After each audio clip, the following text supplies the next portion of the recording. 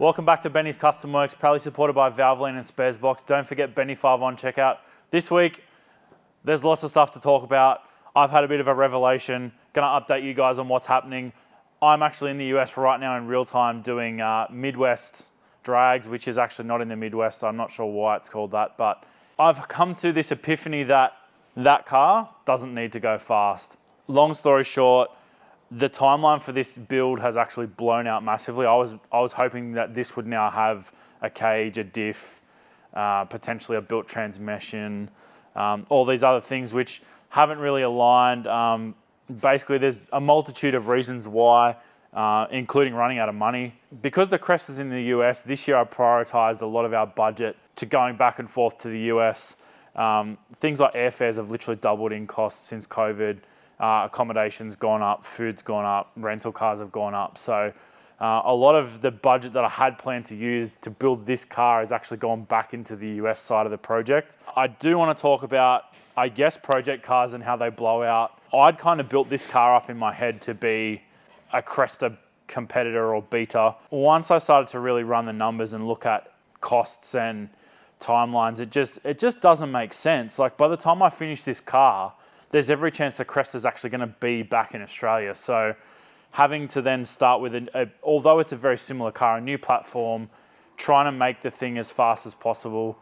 I don't love the car enough to just kind of keep diving down the rabbit hole. It's a cool car. I'd still want to build it. Don't get me wrong. It is going to get built in a capacity. However, I'm going to completely change tack with it. I want to just use it primarily as a weekend street car. So the 2J is going to stay. The auto is going in the bin. I'm going to go manual with this. It's going to stay non-turbo. So it's just going to basically exponentially bring the cost of the project down. So it's going to stay NA, but I am going to go ITBs on it.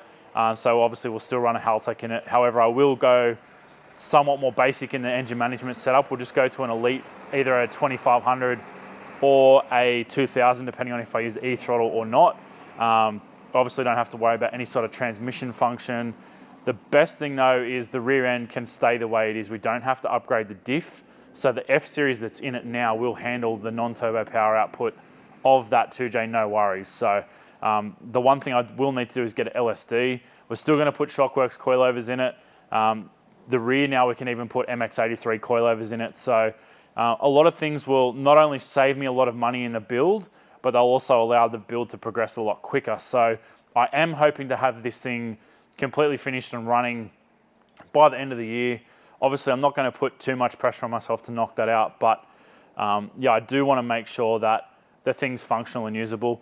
The other thing is too, I actually did start speaking to our engineer about building this thing, and the two really big sticking points I had were I couldn't remove the airbags and I couldn't remove the ABS. So obviously, any supplemental restraint system or safety features of the vehicle can't be retrospectively removed after the manufacture of the vehicle. So I guess that was a bit of an oversight by me. In my head, it was basically the Cresta all over again. However, the Cresta never had airbags and never had ABS. So I did want to make this thing 100% legal, much like the Cresta, in them being both engineered properly. And yeah, once we sort of got into the nitty gritty of talking to the engineer about it, and that's almost one of the biggest things for me too. Like, everyone knows that I got done by the cops a few years ago for having the Cresta not engineered. It's not new news, but I didn't want to have a repeat of that, especially now, obviously, having done everything that I could in my power to sort of fix the Cresta up and get it engineered. I'm just going to stay with the non-turbo 2J, go ITBs. The age of the 2J works really well in that car because both cars are the same year. So in New South Wales, that's fully legal. We can run the original fuel tank. I will need to run a new supply line because we did rip that out, but I'll just run a Raceworks braid line. That's fine anyway. So there's a lot of pluses to actually doing it this way. Obviously, it's not going to be the 1200 horsepower 2J Crown that we were hoping for. So Alan Woody will win the fastest 2J drag car on a Tuesday award, but we'll probably still run them with the Cresta sooner or later. So yeah, I'm still keen to stir those boys up with the Cresta because it just works. The car's easy to run. We know what we're up against. I know this probably sounds like a cop-out to a lot of people, but the harsh reality of it is building project cars costs money. I don't have endless buckets of money. I'm very fortunate that we do have some fantastic partners like Haltech Raceworks, Sparesbox, GFB, all these guys, Empire Mechanical, they've helped us out massively. But at the end of the day, it's still not free. Like, we're still buying stuff, and even with all the help I was going to receive on this car, we were still going to be about 70 grand upside down. So at the end of the day, this wasn't really going to be an easy car to sell should I in 12 months decide to sell it. And it would unfortunately, it probably would have ended up as a part out. So I'd much prefer to kind of go down this path, keep the vehicle functional, make it usable, almost like Sigma 2.0, be a cool little cruiser on the weekend. Then we can have lots of fun with it, enjoy it, potentially do wet pans in it. I know there's a lot of people that don't like wet pans either, but the harsh reality with drifting at the moment is there's not a lot of drifting events available. Sydney Motorsport Park are slowly introducing full circuit drifting back again. However, there's a wet pan event on nearly every second weekend. So if you just want to go out and enjoy your car on the cheap, that's the way to do it. But the Lexus probably is not quite the car for a wet pan anymore. Gian and I can't really muck around together. Just the power difference is so big in both of those cars that we're never at the same speed. And even with the pan being saturated, there's still a lot more vehicle speed with the Lexus. So that could fill that gap in as well.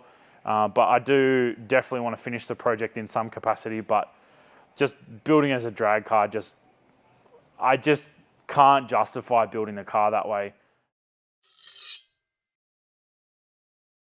With the Cresta obviously being so successful and capable in its own right, it doesn't make sense to build another car as a stopgap when it's going to be back here in a couple of months. So yeah, really keen to focus on the US for the rest of the year, continue with the projects we've got going on the channel. Obviously there's a lot of Pajero Mini content because I really like the car. It's such an enjoyable car to work on and drive. So I guess that's coming out on how much work we're doing with it.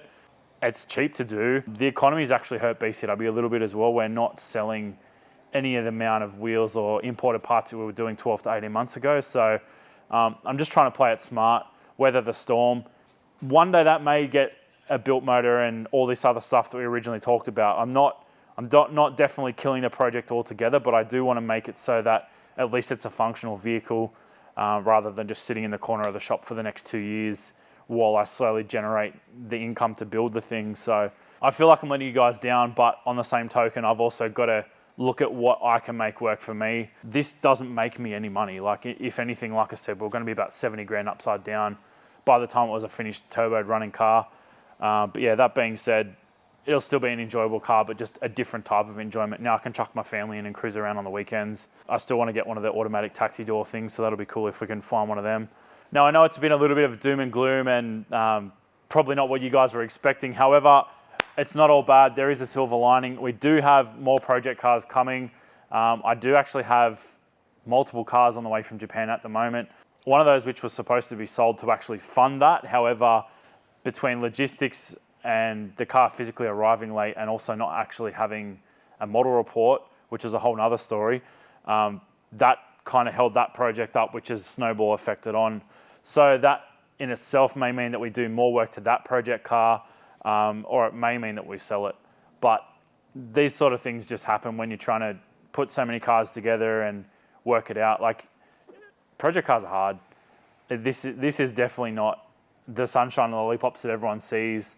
So yeah, I think for this one for me has been definitely a bit of not a reality check, but a reassessment of what do I actually want out of this car. Like, I romanticized this idea with myself going, yeah, this is going to be really cool, but I've then sort of had to take stock of it and look at why I was building it. And in my head, BCW's always been, I'm filming what I would have done anyway. And then this was kind of the first car that I was like, oh, you know what, this will be cool for the channel. And I never really connected that much with the build. Like, I wasn't, like, the Cresta is a true love car. Like, but this thing I was like, oh, it's cool to do something with it.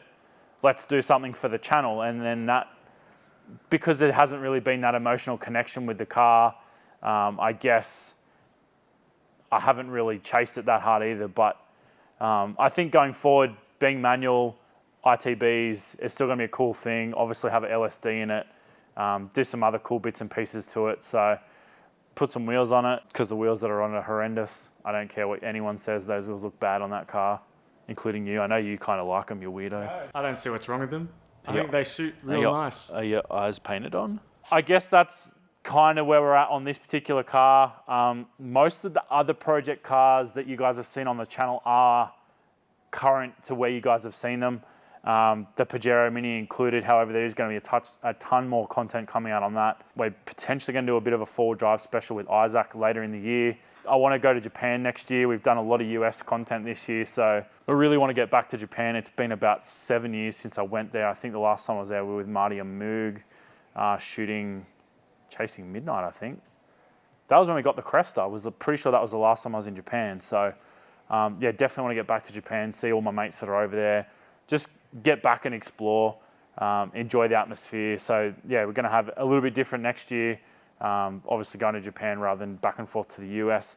At this stage, I won't be taking the Cresta back to the US after this year.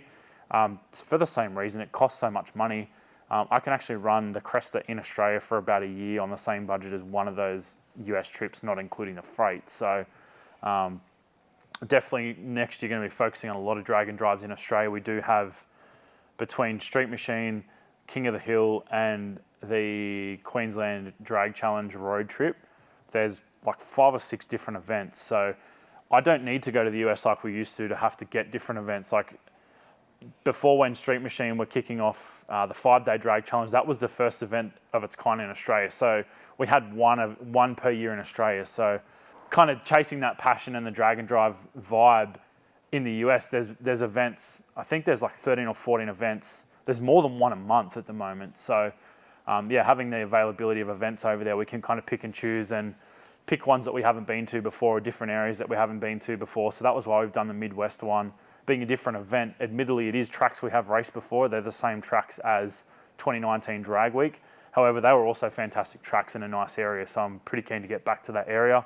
And then finishing it up with Rocky Mountain Race Week, or Race Week 2.0, which this year is also in the Rocky Mountains. So not an area that I've been to before. So I really want to explore kind of that particular area of the US. It's not somewhere I've been at all. So that'll be pretty cool. And then we're going to be actually road tripping the cars from Rocky Mountains all the way to Nevada to be there for SEMA. I don't know if we'll be displaying any cars at SEMA yet. That's still in the very early stages. So I can't promise the cars will, or the Cresta will be at SEMA. However, I'm going to do my best to try and get it there. Well, I know this has been a bit of a heavy one, but I do want to thank a lot of you guys for your support. A lot of people have reached out, purchased merch. Every time we go to the US, we always get people coming up, seeing us. So I really appreciate everyone's support. Thanks to Finnegan also. He's been a massive help for our US campaign this year, helping us logistically, hooking us up with different parts suppliers, hooking us up with a workshop to work out of while we're in Virginia at the moment. So yeah, it's pretty cool.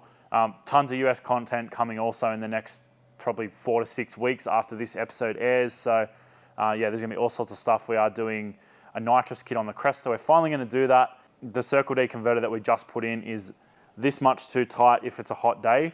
So yeah, putting some gas on it is definitely gonna wake it up. Also, going up into the Rockies for Race Week 2.0, we are 100% gonna need nitrous, otherwise the thing's basically gonna be dead in the water. So yeah, wanted to almost future-proof it for those events. And then when we get back to Australia, we go and run 770s or 750s or something stupid. So yeah, plenty of Cresta content coming for the back half of the year. Hopefully we can set some PBs and do some cool stuff. Thanks for watching, guys. We'll see you next time.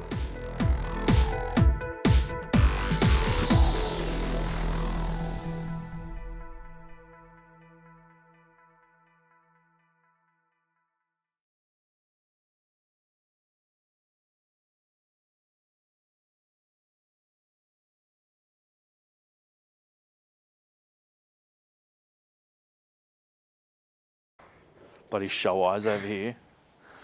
Good luck with that. Oh, my back. What do you mean? It's black. Oh, my back. No, I said Got a my bit of back, chrome not there that black. To break it up.